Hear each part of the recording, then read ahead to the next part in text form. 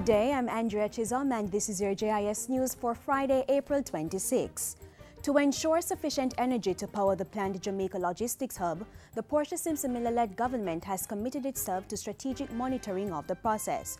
Minister of Science, Technology, Energy and Mining Philip Powell says there has been significant planning to accommodate large projects. There is in fact a growth committee that will be monitoring all of these activities to ensure that, especially in relation to energy, we will have the additional capacity on a timely basis. Meanwhile, Minister Powell is also assuring that another big project, the Rare Earth Element Initiative, is on target. He says construction of the pilot plant is almost complete and a media tour of the facility will be conducted.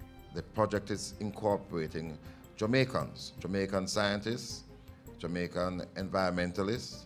They are going to be there every step of the way. The transportation of the red mud from the location to JBI, we are going to make sure that this one, from day one, issues related to environment will be completely dealt with. The Office of Utilities Regulation, OUR, will soon have more authority over the energy industry on the island. While addressing Thursday's Jamaica House press briefing, Energy Minister Philip Powell reaffirmed the point he made during his budget presentation the day before. When they need information, when they need certain things to be corrected, they won't be calling and asking people to do so and so. They'll be mandating it, and there'll be a penalty, a severe penalty for companies, and those penalties will not be allowed to be passed through to the consumers.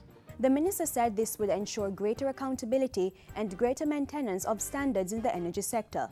And signaling government's commitment to quality service, the minister on Wednesday signed an agreement with a European-based consultancy company to carry out an analysis of the national grid. It is firstly to enable us to ensure maximum efficiency as we incorporate more and more renewables onto the grid.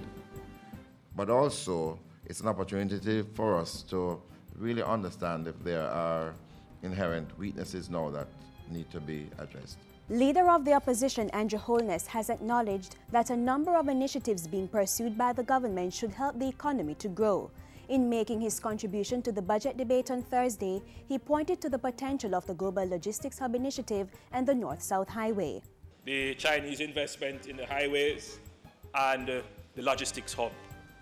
Those three projects should bring some growth to the government and to the country. The truth is, Mr. Speaker, that these projects are projects that we endorsed. The budget debate continues next week with the Prime Minister's presentation on Tuesday before Finance Minister Dr. Peter Phillips closes the debate on Wednesday.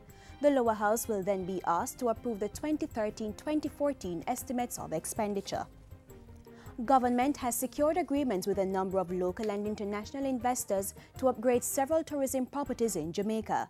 Finance Minister Dr. Peter Phillips made the announcement when he opened the budget debate recently. $1.1 billion will be invested in the Seashore Beach Bay Resort, formerly Poinciana in Negril, which was acquired last year by the Mexican group Charisma. And Rio has started construction on a 238-room hotel at Maho Bay in Montego Bay, which should be opened for the 2013-2014 winter tourist season. The resort property at Braco and the 238-room hotel at Maho Bay in Montego Bay are also positioned for refurbishing works. And finally, maternal patients at the Black River Hospital are set to receive health care in an improved environment while being relieved of the overcrowding that previously existed. This follows the recent opening of the hospital's renovated maternity ward by Health Minister Dr. Fenton Ferguson.